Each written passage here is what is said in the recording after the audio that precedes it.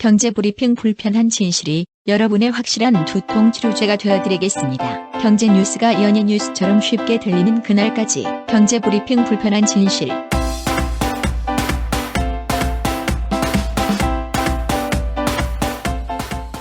경제브리핑 불편한 진실 9월 19일 순서 시작하겠습니다. 추석 연휴가 참 길었어요. 5일이었죠. 예, 그렇지만 또 지나고 보니까 또 짧다는 생각도 들어. 그쵸. 왜 이렇게 빨리 끝나지? 하루만 더 쉬었으면 좋았을 텐데. 그러니까요. 아니 근데 박 PD는 추석 때 진짜 알차게 보내셨다고 그러셨잖아요. 예, 저는 집이 대전이라서 이제 대전에 가야 되는데 문제는 우리가 내려가는 날은 빠듯했잖아요. 그렇죠. 사실상 하루밖에 시간이 없었는데 새벽에 가려고 했더니 새벽에도 고속도로가 막히는 거야. 사상 최대 교통량이다. 뭐 이런 얘기도 나오더라고요. 그러게요. 그래서 저는 새벽 한 5시쯤 가려고 했더니 새벽 4시까지도 차가 막히는 걸 확인하고 아유 됐다. 그냥 오후에 가자 했더니 오후에도 계속 막히네? 그래서 언제 출발하신 거예요? 야, 피할 수 없으면 즐기자 해서 이 대전으로 가는 고속도로가 몇 개가 있어요. 경부고속도로만 있는 게 아니죠. 그렇죠. 대표적인 게 중부고속도로인데 중부고속도로 옆에 얼마 전에 신세계에서 스타필드라는 쇼핑몰을 만들었잖아요. 아하, 그 뉴스에서 봤어요.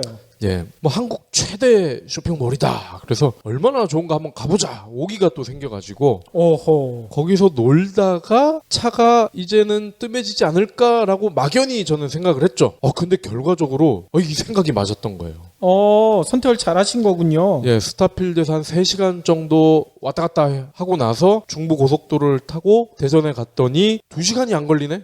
아하. 성공했죠. 아니 근데 스타필드가 진짜 볼 게 많나요? 볼 게 너무 많아서 사실은 다음에 또 오자 아쉬움 속에 발걸음을 돌렸고요. 일단 가장 최근에 지어진 현대식 쇼핑몰이잖아요. 삐까뻔쩍합니다. 속된 말로. 그렇군요. 사람이 너무 많고 주차하는 데만 30분 걸린 것 같아요. 어이고 그렇게 많았어요? 예. 그리고 좀 인상이 깊었던 게 애견 전문 매장이 있더라고요. 스타필드 내에. 네. 근데 이 안에 애견 호텔, 애견 뭐 개털 깎는 샵, 그리고 애견 카페도 있고.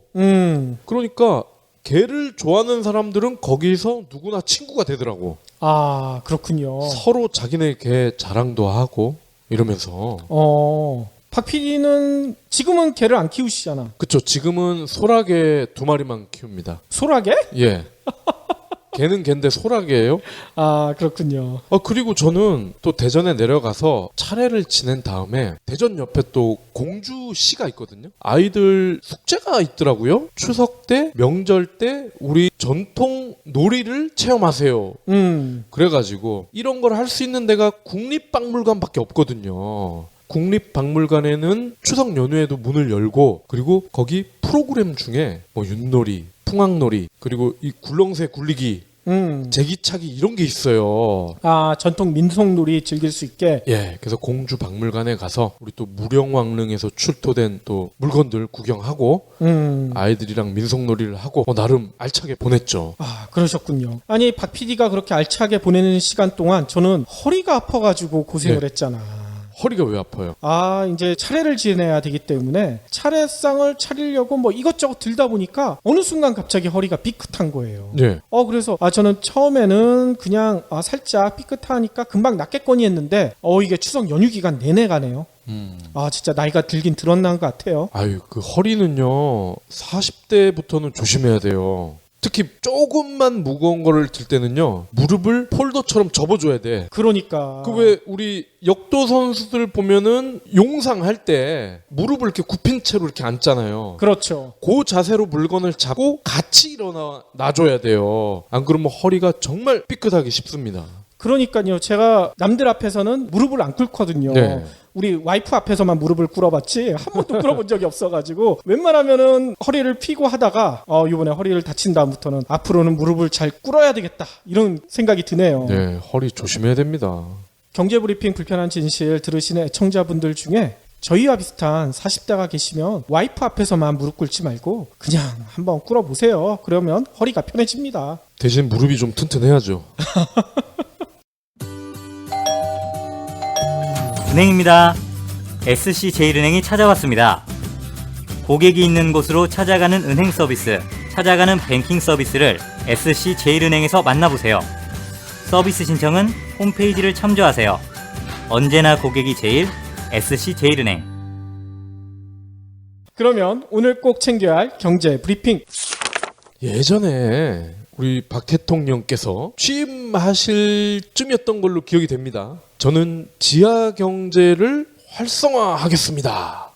아, 그게 제 기억으로는 TV 토론에서 그 얘기를 하셨어요. 아, 후보 시절에 토론회였나요? 그렇죠. 토론회에서 그 얘기를 하셔가지고 한때 난리가 났었거든요. 아니 근데 역시 우리 대통령은 거짓말을 안 해. 어허허. 아, 오늘 통계가 나왔어요. 어떻게 나왔나요? 우리나라의 지하 경제 규모가 OECD에서도 역시 최고 수준이다. 아, 또 1등 먹었어요. 무려 GDP의 10% 수준이라고 합니다. 어우, 그렇게나 많아요? 그러니까 지하 경제가 반만 양성화가 돼도 GDP가 달라지는 거죠. 이야. 그리고 그렇군요. 지하 경제라는 얘기는 세금을 안 낸다는 거잖아요. 그렇죠. 반만 양성화가 돼서 이 중에 반만 세수로 확보가 되면 우리 서민들이 이렇게 세금을 많이 안 내도 되지 않았을까 이런 생각도 드는데 말이죠. 아, 충분히 그런 생각이 가능할 것 같아요. 네, 오늘 전북대에서요 재정정책 논집이라는 이 잡지 최근호에 조세의 회피 요인이 경제성장과 조세의 누진성, 지속 가능성에 미치는 영향에 대한 연구, 이름이 좀 길어요. 이 보고서에서 1995년부터 2014년 OECD 26개국 상대적 지하 경제와 조세 회피 규모를 추정을 했대요. 예. 근데 우리나라가 이 지하 경제 규모만 161조. 우와, 그렇게 많아요? 조세 회피 규모는 55조. 어우, 장난 아니군요. 이 한국의 GDP 대비 지하 경제 규모는요 20년 평균 10.9%인데 주요 7개국 G7이라고 하잖아요. 이 G7 국가 평균은 물론이고 나머지 18개 국가 평균보다도 월등히 높아요. 아, 그렇군요. 지하 경제 규모가 클수록 당연히 세금을 안 낸다는 거잖아요. 그렇죠. 한국의 GDP 대비 조세 회피 규모는 3.72%인데 G7을 보니 2% 초반입니다. 그러니까 우리나라가 얼마나 큰지 짐작을 할 수가 있는 거죠. 그렇군요. 아니, 그런데 대통령까지 지하 경제를 양성화하겠다고 약속을 했잖아. 예. 이게 어떻게 된 거예요? 아무래도 우리 이 법을 만들고 집행하는 분들이 지하 경제와 밀접한 관련이 있지 않을까. 그렇게 소설을 써봅니다. 아, 충분히 의심이 가네요. 이번 추석 연휴 기간 가장 많이 얘기가 나왔던 것들 중에 하나가 갤로트 7 예. 이거 언제부터 교환받을 수 있지? 이런 질문을 하시는 분들이 상당히 많았거든요. 예. 그런데 삼성전자가 오늘 밝힌 바에 따르면요, 오늘부터 교환 서비스를 시작하겠다. 아, 당장 리콜을 해준 게 아니었군요.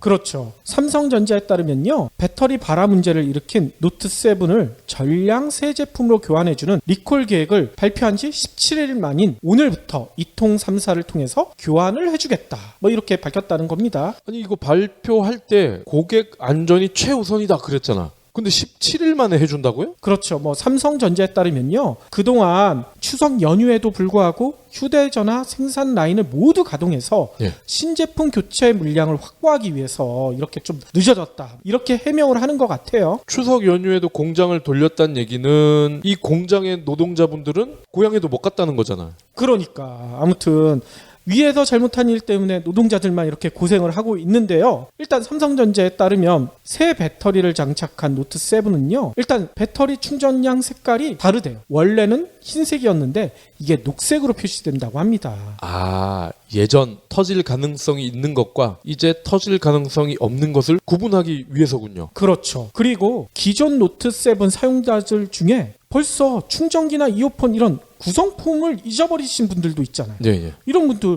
그러면 이거 교환할 때 이거 어떻게 해야 되지 걱정하실 텐데, 삼성전자에 따르면요, 본체만 가지고 가도 교환을 해주겠다, 이렇게 밝히고 있어요.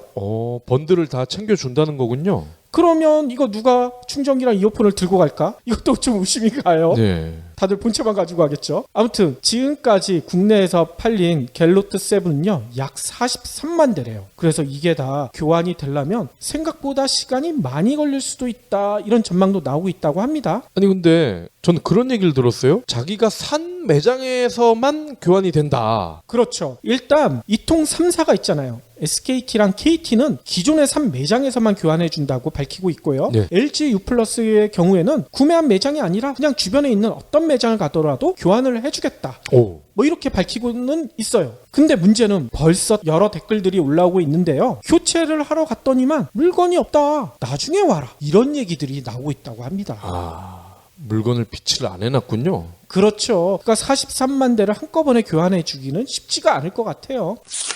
다음 소식입니다. 김영란법 얘기를 살짝 할까 하는데요. 이것은 연합뉴스 보도입니다. 서울 종로구 인사동 한식집 많잖아요. 그렇죠. 이 중에 해인이라는 식당이 아주 유명하대요. 저는 이 근처 많이 다녀봤지만 해인은 한 번도 못 가본 것 같은데. 예, 여기 기사에 따르면은 뭐 전현직 대통령들의 단골 식당이래. 아, 그래서 제가 못 가봤군요. 예, 근데 비싼가 봐요. 어허. 예, 세트당 가격이 최소 막 5만 원 이상 막 이렇게 되나 봐. 아, 그러면 김영란법에 다 걸린다는 얘기군요. 그렇죠. 근데 6월 말에 영업을 중단했대요. 오호. 예. 그리고 이 종로구의 수성동이라고 있죠? 그렇죠. 예, 이 수성동에도 유명한 한식집 중에 유정이라는 데가 있대요. 여기도 60년 만에 문을 닫고 쌀국수집으로 변신을 하고 있대. 그러니까 김영란법 때문에 망했다 이거지. 이 김영란법은 참고로 점심은 3만 원, 저녁은 5만 원 이상을 접대를 받을 경우에 그 대상은 정치인, 공무원, 언론 그리고 사립교원이죠. 그렇죠. 이분들에게 3만 원, 5만 원 접대를 할 경우에 이제는 불법이 된다. 이런 법이잖아요. 28일부터 시행이 된다고 합니다. 근데 이 연합뉴스가 왜 이런 기사를 썼을까? 이걸 한번 생각해 보자는 거죠. 아니, 자기들이 자주 이용하던 음식점이 없어져서 속이 아파서 그런 거 아닐까? 예, 뭐 그럴 수도 있겠지만 또 한편으로는 그러면 그동안은 3만 원, 5만 원 그 이상의 고가의 음식을 주로 팔아왔다는 얘기잖아. 그렇죠. 그러니까 서민들과는 관계가 없는 식당이었다는 얘기잖아요. 이 비리와 부조리의 온상이라고 볼 수도 있지 않을까. 그 곳이, 그죠? 그곳에 온 사람들을 뭐 좋은 뜻으로 오지는 않았을 것 같다. 이런 생각도 들고요. 그런데 이런 집들 그동안 벌어놓은 돈이 많을까 적을까? 엄청나겠죠. 그죠? 방금 말씀드린 그 식당은 쌀국수 집으로 지금 변신을 하고 있대잖아요. 그럼 이게 오히려 시류의 변화를 잘 한 모습 아닌가요? 그러니까요. 예. 거기다가 이런 식당들은 보통 카드나 현금 영수증 안 해주겠죠? 그렇죠. 방금 전에 얘기 드렸던 지하경제랑 연동이 될 가능성이 상당히 높은 음식점들이잖아. 맞습니다. 이러니까 우리나라 GDP의 10%가 지하경제죠. 이렇게 모종의 모의를 하기 위해서 모이는 사람들이 가는 식당이 망하는 거를 굳이 이렇게 언론에서 다룰 필요가 있을까? 아니, 그러니까 제 얘기가 맞다니까요. 아까 기자가 자기 자주 가는 식당인데 그게 없어져서 쏙 쓰려서 그랬을 거예요. 아, 이제 쌀국수 드세요.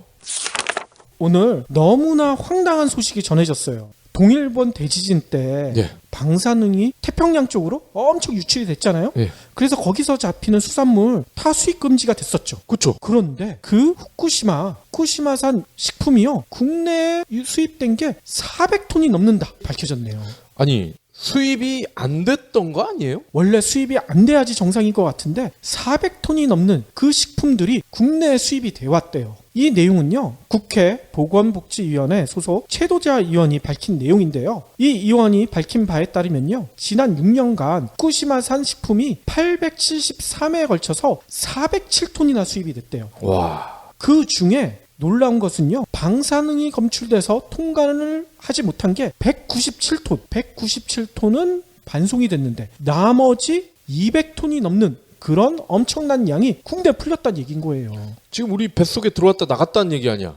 그렇죠. 아. 일단 국내에 풀린 수입 품목들을 살펴보면요, 수산물 가공품이 233톤으로 가장 많대요. 아까 얘기 드렸던 그 태평양 바다에 방사능이 오염된 태평양 바다에서 잡힌 그런 수산물 가공품이 방사능이 검출되지 않았다는 이유로 그냥 수입이 됐다는 거야. 진짜 방사능이 검출되지 않았을까요? 가공품이다 보면은 가공 과정에서 방사능이 숨어져 있을 수도 있을 것 같은데. 그러니까요. 게다가 2가지 이상 식품 첨가물이 섞인 혼합 제제도요, 무려 51톤이나 수입이 됐고요. 아이들 좋아하는 캔디.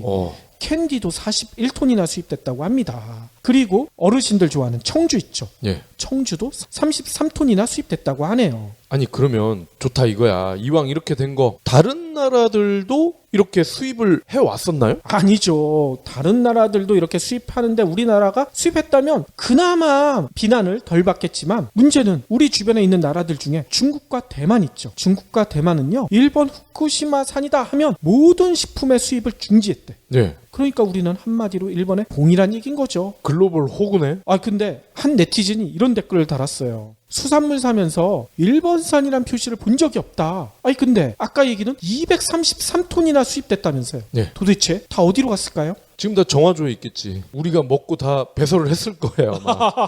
그랬을까요? 마지막 브리핑입니다. 울산과학기술원 이 유니스트라고 하잖아요. 여기서 아주 획기적인 물질을 개발했다고 합니다. 어떤 점에서 획기적인 거예요? 기존에 암 환자분들은 수술을 했잖아요. 그렇죠. 아니면 방사선 치료를 하거나. 근데 빛으로 암 조직을 파괴할 수가 있는 그 물질을 개발했다는 겁니다. 빛만 쪼이면 암이 없어지는 거예요? 예. 원리는 이렇다고 하네요. 빛을 쪼여주면은 암세포를 잡는 활성산소를 만들어내는 광감각제. 이 광감각제를 이용한 치료법이라고 합니다. 그러니까 빛 자체가 암세포를 죽이는 게 아니라 광감각제가 활성산소를 만드는데 만들기 전에 이 광감각제에 빛을 쏘인다는 거죠. 기존에도 광감각제가 있긴 있었대요. 이름이 포토프린이라는 건데 근데 얘는 산소 민감도가 좋지 않아서 산소 농도가 조금만 줄어들면은 활성산소 이 농도가 줄어들어서 암세포를 죽이질 못했다는 거야. 아하. 근데 이번에 유니스트에서 만든 이 광감각제는 활성산소가 조금만 있어도 암세포를 상대적으로 더 많이 죽일 수가 있다는 거죠.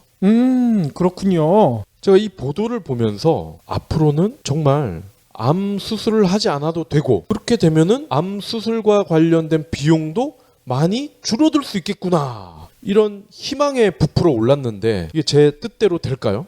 그러니까 이게 언제쯤 진짜 실제 치료에 적용이 될지 그게 가장 궁금한데요. 예. 혹시 관심 있는 분들은요. 뭐 원문이긴 하겠지만 미국 화학회지 9월호에 실렸다고 하니까 참고하시기 바랍니다.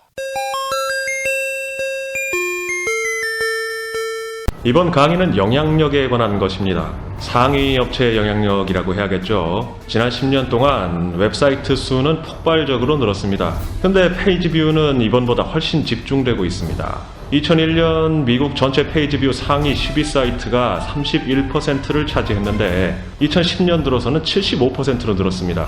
구글, 페이스북, 아마존은 단순한 IT 기업이나 쇼핑몰이 아닌 거죠. 심지어 아마존 CEO 제프 베조스는 유력 일간지 워싱턴 포스트를 인수했습니다. 요즘 농부들은 토종할 때마다 씨앗을 새로 사야 합니다. 씨앗이 자라서 열매나 곡식이 되고 거기서 다시 씨앗이 나오는 건데 어찌 된 걸까요? 글로벌 생물공학 기업 몬산토는 제초제를 뿌려도 작물이 죽지 않는 씨앗을 팝니다. 농부에겐 시간과 비용을 줄일 수 있어 획기적이죠. 다만 유전자 변형 씨앗이기 때문에 재생산이 안 됩니다. 결국 농부는 영원히 몬산토 씨앗을 사야 합니다. 더 큰 문제는 씨앗값이 해마다 크게 오른다는 겁니다.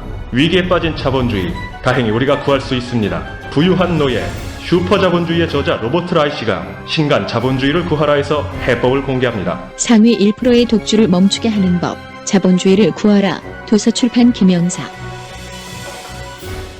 그러면 오늘의 섹션 외신 이야기를 전해드릴까 하는데요. 이번 추석 때 여러분들 추석 밥상에서 여러 가지 얘기들 많이 나누셨을 거예요. 네. 특히 뭐 국내 경기 너무나 나쁘다, 구조조정 어떻게 되느냐, 한진해운 사태 어떻게 될까, 뭐 이런 얘기도 했겠지만 외국 이야기 중에서는 미국 대선 얘기를 가장 많이 하셨을 것 같아요. 예. 저희 주변에도 이런 얘기 하시는 분이 계시더라고요. 그래도 클린턴이 좀 낫지 않아? 설마 트럼프가 되진 않겠지? 뭐 이런 얘기들 많이 하시더라고요. 네. 왜냐하면 트럼프 같은 경우에는 인종차별주의자로 많이 알려져 있잖아요. 그래서 공화당의 트럼프가 당선되면 우리나라 경제에도 악영향을 끼칠 우려가 크다, 뭐 이런 보도도 많이 나왔었고요. 그래서 대부분의 우리나라 국민들은 힐러리 클린턴을 응원하는 분위기, 뭐 이런 모습까지 보이더라고요. 네. 그런데 19일로 미국 대선이 D-50일이더라고요. 오. 그런데 이 미국 대선이요, 우리 국민 대부분의 바람대로는 흘러가지 않고 있다는 얘기들이 나오고 있어요.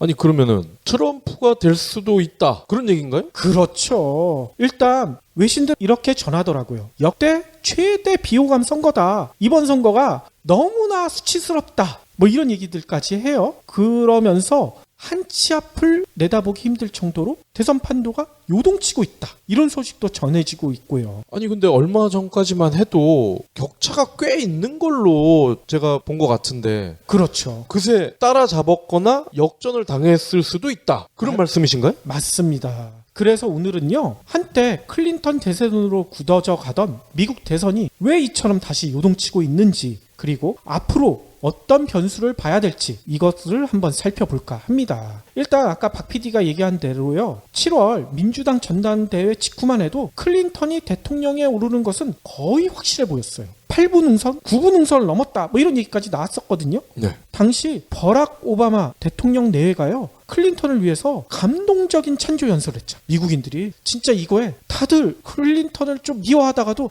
그래도 클린턴 찍어야지 이렇게 생각한 사람들이 상당히 많았다고 하더라고요. 네. 게다가 트럼프가 이때 또 무슬림 미군 전사 장교를 비난했죠. 이 발언도 퍼지면서 지난달 9일 미 정치 분석 매체인 리얼 클리어 폴리티스가 실시한 여론조사에서요, 클린턴이 47.8% 대 39.9%로 8.9%포인트나 앞섰었거든요. 그러니까 미국 역사상 최초의 여성 대통령 탄생이 눈앞에 보였다. 뭐 이런 얘기까지 많이 나왔었어요. 네. 그런데 판세가요, 지난 5일, 미국의 노동절이 지난 5일이었거든요. 이때를 전후로 다시 백중세로 돌아섰대. 뉴욕타임스와요, CBS가 9일에서 13일 미국 유권자 1443명을 대상으로 조사해서 15일 날 여론조사 결과를 공개를 했거든요. 여기 보니까 클린턴과 트럼프의 지지율이 42% 동률이야. 동률이요? 예. 근데 놀라운 것은요, 뉴욕타임즈가 한 달 전에 비슷한 조사를 했을 때랑은 완전히 정반대 상황이었다는 거예요. 블룸버그 폴리티스가 지난 9일에서 12일 날 미국에서 최대 경합주로 꼽히는 오하이오주를 잡아야 대선 승리한다, 보통 미국에선 그렇게 얘기를 하거든요. 네. 이 오하이오주에서 실시한 여론조사에서도요, 놀랍게도 트럼프가 48%의 지지율을 기록했거든요. 클린턴의 43%보다 5%포인트를 앞선 거야. 트럼프가 역전을 했다는 거죠. 또 폭스뉴스라고 있죠. 네. 폭스뉴스도요, 16일 날 투표 의사가 있는 유권자 대상으로 여론조사를 했는데 클린턴은 41%, 트럼프는 40%. 한마디로 차이가 거의 없다는 거죠. 예. 아니 그러면은 이 지경이 됐다는 거는 클린턴이 치명적인 실수를 했거나 아니면 뭔가 감추고 있는 게 터졌거나 그런 게 있다는 거잖아요. 그렇죠. 일단 미국 언론들은 이렇게 분석을 하고 있어요. 미 대선이 초박빙으로 바뀐 이유가요, 트럼프가 잘했다기보다는 클린턴이 잘못했다, 클린턴의 인기가 하락하기 때문이다, 뭐 이렇게 분석을 하거든요. 가장 큰 이유는요, 국무장관 시절 이메일 스캔들, 이게 끊이지 않고 계속 이어지고 있어요. 이 네. 스캔들이 끝나지가 않더라고. 특히 FBI 조사 보고서가 공개됐거든요. 그러면서 이메일 스캔들이 파문이 더 커지고 있고요. 게다가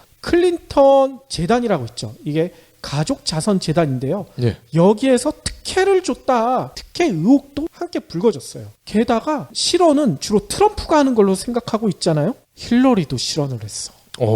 무슨 실언을 했냐면요, 지난 9일 날 트럼프 지지자의 절반은 개탄스러운 집단이다, 아주 깎아내린 거죠. 이 실언이 오히려 힐러리 지지자들의 반발을 사고 있다고 합니다. 개탄스러운 거는 개를 탄 사람들이란 건가요? 아니죠. 여기에 가장 큰 또 한 방을 먹었죠. 외신을 통해서도 여러분들 많이 보셨을 텐데 11일 날 9.11 테러 추모 행사가 열렸잖아요. 예. 근데 힐러리가 갑자기 휘청거렸어. 나중에 설명하기로는 폐렴에 걸려서 어지럼증으로 응급치료를 받고 있는데 그 탓이다, 이렇게 해명을 하고 있지만, 아니 힐러리 건강에 문제가 있는 게 아니냐, 이런 이슈가 부각되고 있다고 합니다. 이런 힐러리에 대한 악재가 이어지면서 클린턴의 인기는 하락했고 반면에 트럼프가 반사이익을 얻고 있다. 대부분의 외신들은 이렇게 분석하고 있더라고요. 그러니까 트럼프가 가만히 있었는데 클린턴이 자가 발전해서 같아졌다는 거군요. 그렇다는 얘기인 거죠. 그런데 이유가 이것만일까요? 제가 보기에는 더 큰 문제도 있는 것 같아요. 네. 제가 무슨 지적을 하고 싶냐면요, 민주당 하면 전통적으로 서민정당으로 알려져 있잖아요. 그렇죠. 공화당보다는 그렇다고 여겨지죠. 그렇죠. 민주당의 지지 기반도 보통 도시 노동자, 이민자, 흑인, 중남기계 뭐 이런 소수 계층이 지지 기반이잖아요. 그리고 클린턴이 지난해 대선 출사표를 던지면서 내건 9호가 서민의 대변자가 되겠다 이렇게 얘기를 했었거든요. 네. 그런데 클린턴의 행보를 보면 전혀 서민적이지가 않아. 왜 이런 얘기를 하냐면요. 지지 기반이 아까 얘기한 대로 도시 노동자, 이민자, 흑인, 중남기계 이런 유권자들을 많이 만나야 될 것 같은데 클린턴이 만나고 있는 유권자들은 부자 유권자들. 왜냐? 고액의 후원금을 모금하기 위해서. 이런 얘기가 있어요. 뉴욕타임즈 등 외신에 따르면요. 지난달 30일 밤에 뉴욕의 부촌인 롱아일랜드 햄튼 한 저택에 클린턴이 모금 행사를 진행했었대요. 이때 초청된 사람이 놀랍게도 10명밖에 안 된대. 네. 보통 모금 행사하면 몇백 명, 몇천 명 모아놓고 하잖아요. 근데 여기는 10명만 불렀다는 거예요. 누가 왔나 봤더니만 패션 디자이너인 켈빈 클라인, 오. 가수인 폴 맥카트니, 오. 본 조비, 영화 제작자인 하비 웨인스타인. 진짜 한마디로 내노라는 거물들만 모았죠. 네. 왜 이렇게 거물들만 모았나 봤더니만 이 행사가 참가비가 있어. 그냥 참석하는 게 아니에요. 참가비가 1인당 25만 달러. 우리나라 돈으로 약 2억 8천만 원이라는 거예요. 그래서 클린턴은 이 행사 한 방으로 돈을 얼마를 모았는 줄 아세요? 250만 달러. 우리나라 돈으로 약 28억 원의 선거 자금을 모금을 했어요. 야, 그 250만 달러를 벌었지만 250만 표가 날아갔을 것 같아. 그러니까 말이에요.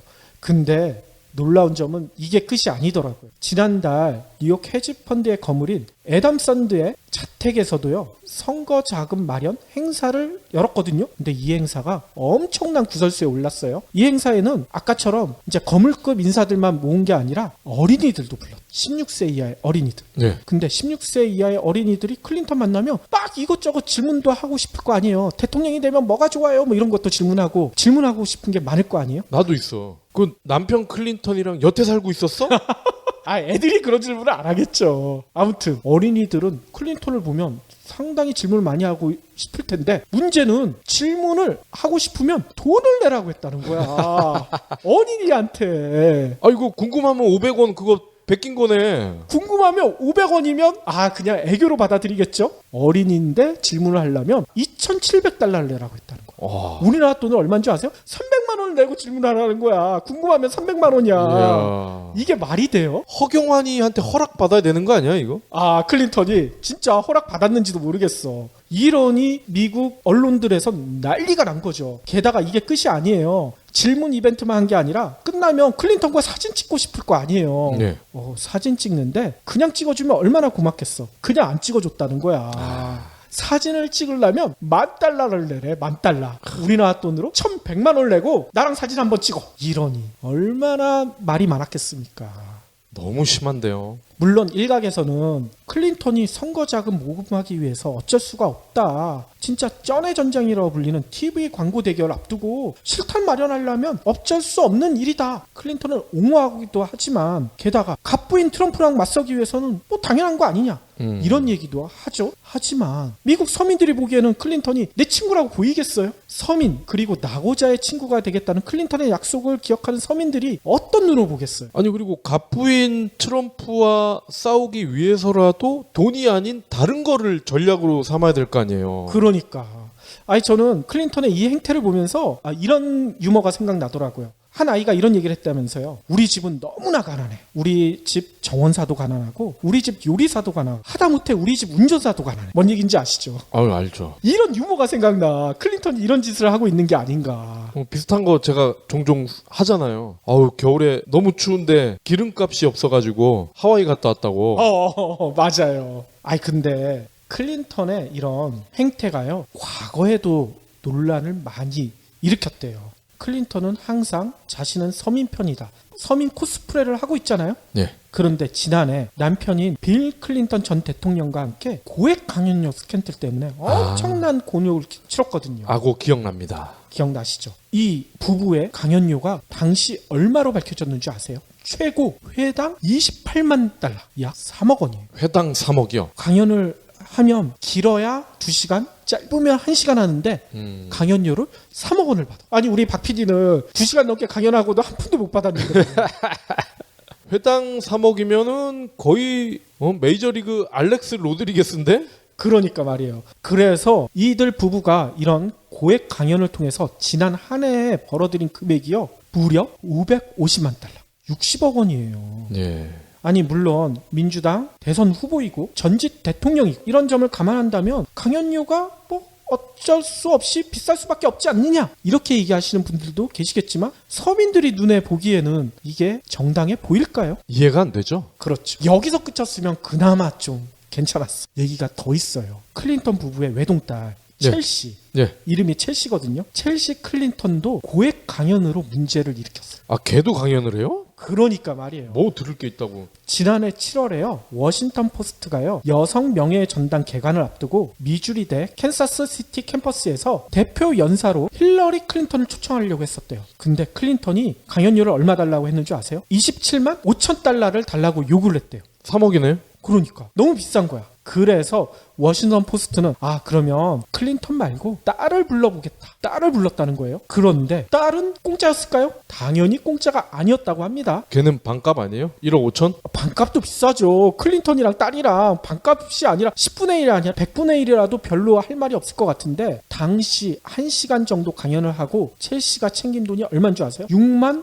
5천 달러. 우리나라 돈으로 7,300만 원을 챙겼대. 대통령 딸이라는 타이틀 덕분에 강연 1시간 하고 일반 직장인 연봉을 챙긴 거야. 어찌 이거를 서민이라고 할 수가 있겠습니까? 엄마랑 비교했을 때 4분의 1이네요. 따라서 미국 언론들도요. 클린턴의 이 같은 행보에 대해서 비난을 쏟아내고 있대요. 뉴욕타임즈는 최근에 이런 보도를 했어요. 클린턴이 지난해 12월 이후 9개월 동안 기자회견을 한 번도 열지 않았대. 이렇게 비판을 받고 있대요. 그런데 정작 비버리힐스, 실리콘밸리, 뉴욕 햄튼 등 갑부로부터는 수백 개의 질문을 받고 대답을 했다. 이게 무슨 서민이냐? 이렇게 지적을 한 거예요. 그러고 보니까 오바마랑은 좀 다른 것 같아요. 그렇죠. 오바마는 일단 외모부터 흑인이라고 우리가 생각을 하잖아요. 근데 힐러리 클린턴은 전 대통령, 남편도 물론이고 자기도 그렇고 딸도 그렇고 명문대 나와서 좋은 동네 살고 이런 과거부터 이어온 커리어 자체가 오바마와는 완전 다른 것 같아. 그러니까 이따 뒤에서도 잠깐 얘기하겠지만 잘못된 옷을 입고 있지 않은가. 한마디로 양복 입고 갓을 쓰고 있는 그런 형태가 아닌가 이런 생각이 들어요. 네. 속보입니다. 직장인들 사이에선 업무용 메신저 잔디가 화제입니다. 업무용 메신저 잔디는 월 평균 2,000건의 이메일을 줄이고 주당 평균 13시간의 업무 시간을 절약할 수 있다고 합니다. 벌써 코트라, 티켓몬스터를 포함해 6만 개의 기업과 팀이 잔디를 이용하고 있습니다. 퇴근 후 개인용 메신저를 업무에 사용함으로써 발생하는 일명 카톡 스트레스에서도 자유로워질 전망입니다. 자세한 내용은 네이버에서 잔디를 검색해 보시기 바랍니다.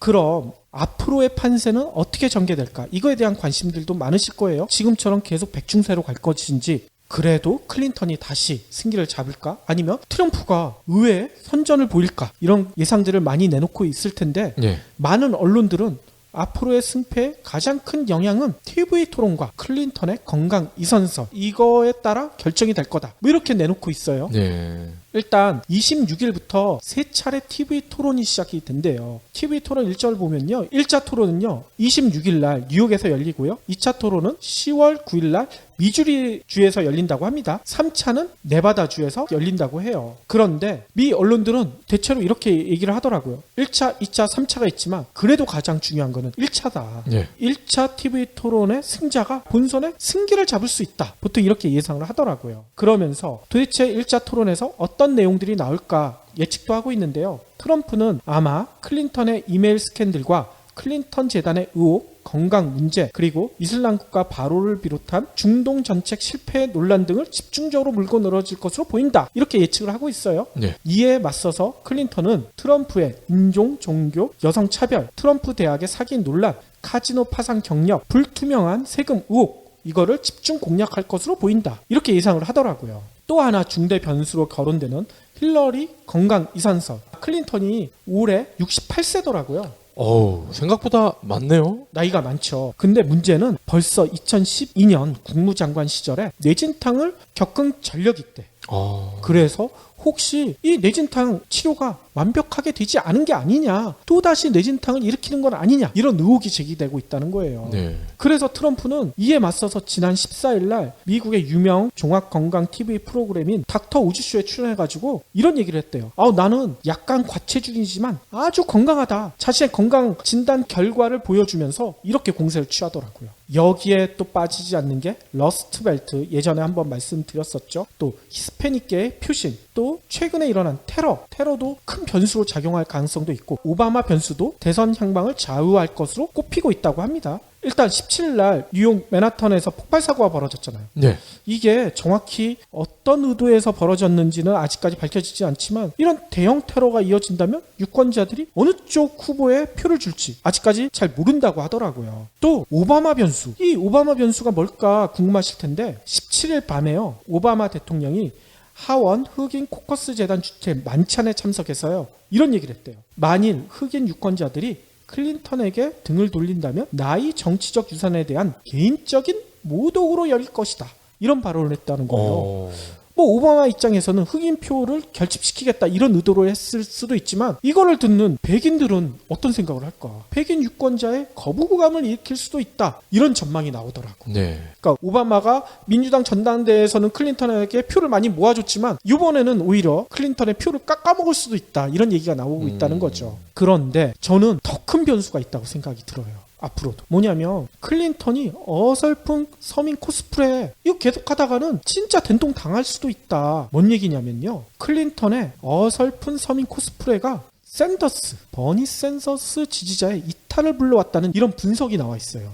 그래요? 정치 전문 매체인 폴리티코가요, 지난 17일 날 어떤 얘기를 했냐면요, 힐러리 클린턴과 도널드 트럼프의 지지율 격차가 줄어든 최대 요인은 샌더스를 지지했던 18세에서 34세 젊은 유권자의 표가 클린턴에서 이탈하고 있기 때문이다, 이런 지적을 했거든요. 샌더스가 클린턴 지지를 선언하면서 젊은 유권자의 표가 일시적으로 클린턴에 쏠리면서 클린턴 대세론이 굳어지는 듯 했잖아. 네. 근데 시간이 지나면서 클린턴에서 샌더스 지지자들이 떠나기 시작했어요. 왜 떠났을까? 가장 중요한 원인은 클린턴의 서민 코스프레. 네. 서민인 줄 알았더니 봤지만 역시나 서민인 척만 했다. 이게 들통이 나버리니까. 네. 아까 얘기대로 고액 강연료라든지 부자들만 모아놓고 모금 행사를 한다든지 이런 것들이 알려지면서 젊은 표들이 대거 이탈을 하기 시작했다는 거예요.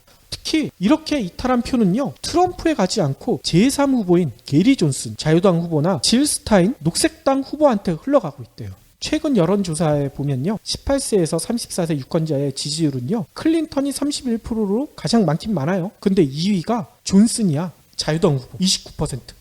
그리고 트럼프가 3위로 26%, 스타인이 14%로 4위. 이게 지난달 같은 조사에서요, 클린턴과 트럼프의 격차가 24%포인트였거든요. 근데 최근 여론조사는 격차가 5%포인트밖에 안 돼. 확 줄어들었죠. 이 이유가 뭐냐면 트럼프가 잘했기 때문이 아니라 클린턴이 표가 다 존슨이나 스타인에게 흘러갔기 때문이라는 거예요. 그러니까 존슨과 스타인의 표를 합쳐보면 젊은 주권자의 43%나.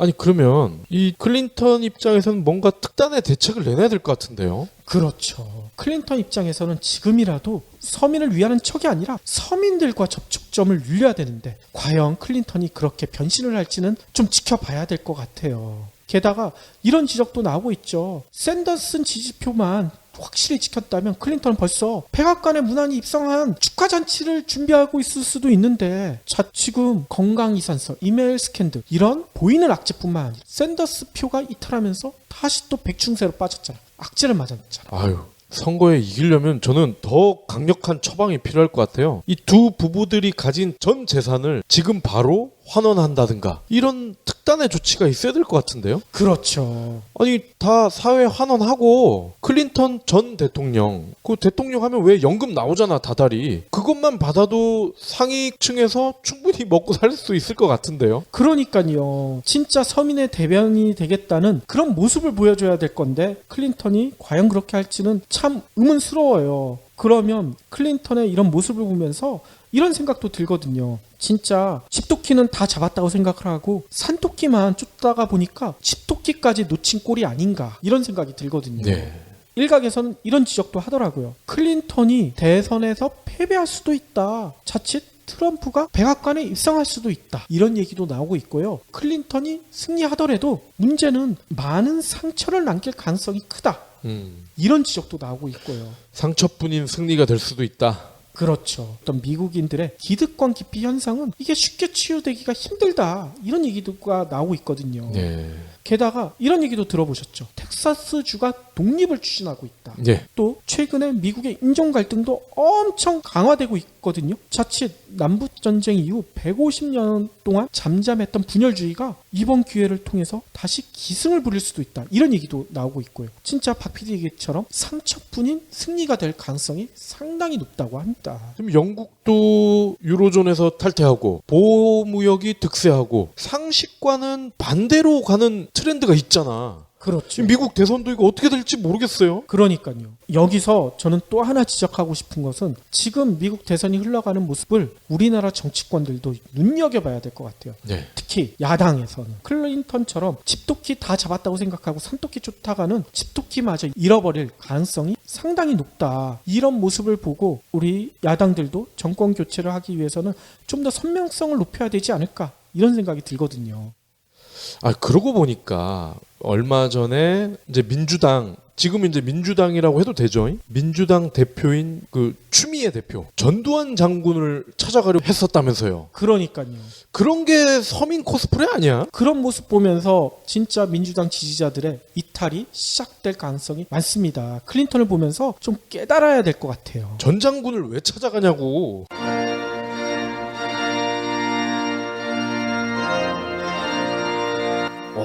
오늘 결혼식 정말 특이하네. 신랑 신부가 같이 들어와. 다 이유가 있지. 이유? 신부의 아버지가 신랑에게 손을 건네주는 이 시기 실은 여성을 소유물로 보는 잘못된 관행이거든. 소유물? 말도 안 돼. 생각해봐. 신부 아버지 책임하에 있던 신부가 새로운 배우자에게 책임이 기속되는 것과 같잖아.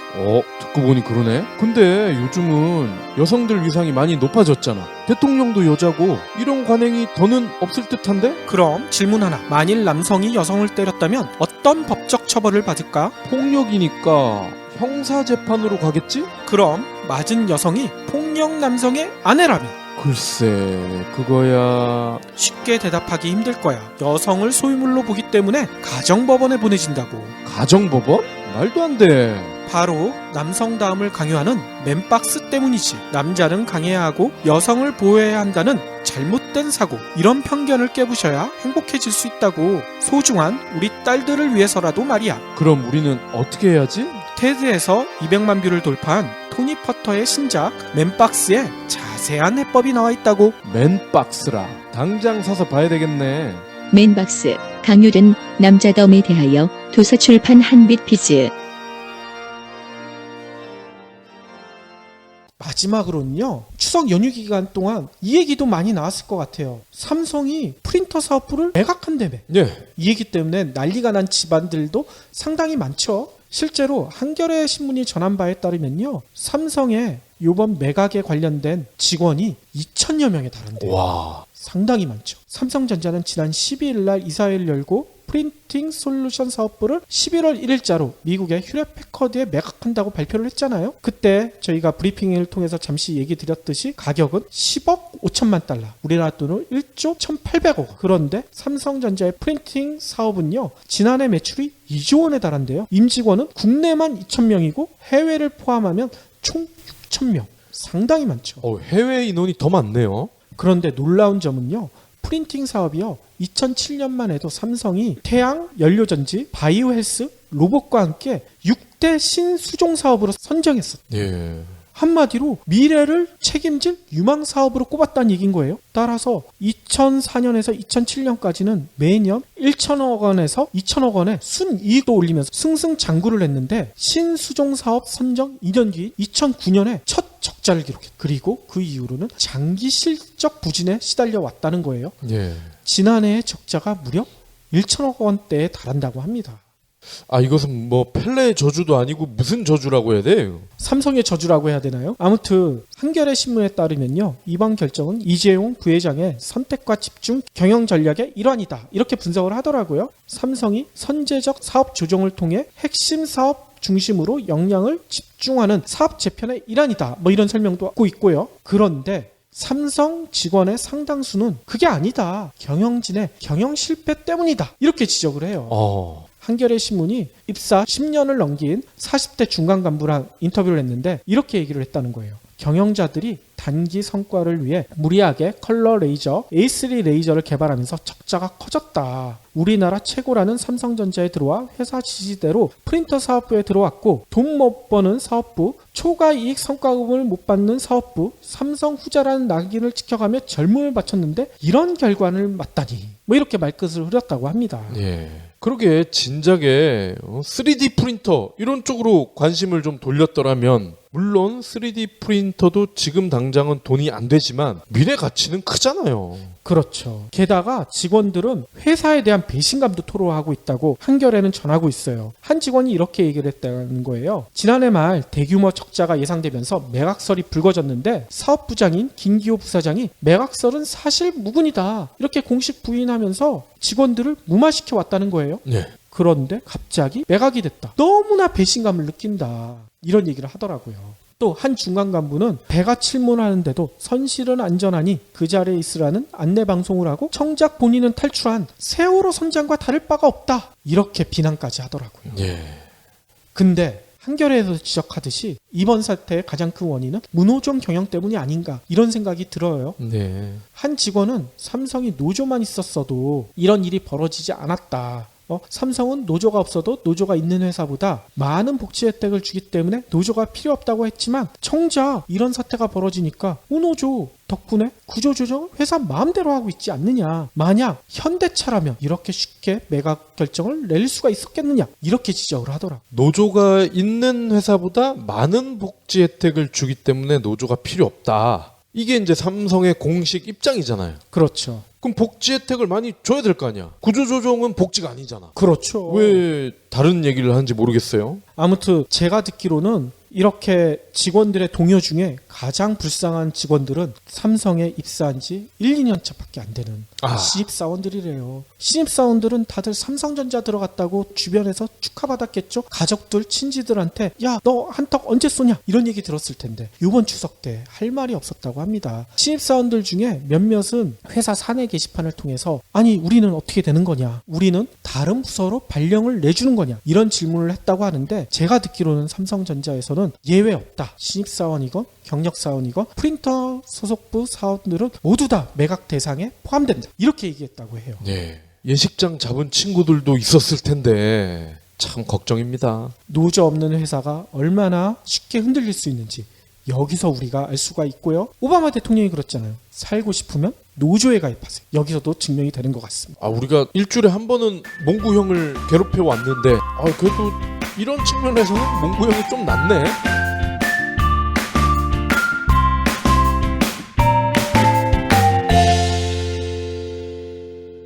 경제브리핑 불편한 진실 완수해주셔서 감사합니다. 하트 투척, 댓글 남기기, 계좌 후원 등 다양한 방법으로 힘을 보태주세요. 계좌 정보는 경제브리핑 팟빵 공지 코너에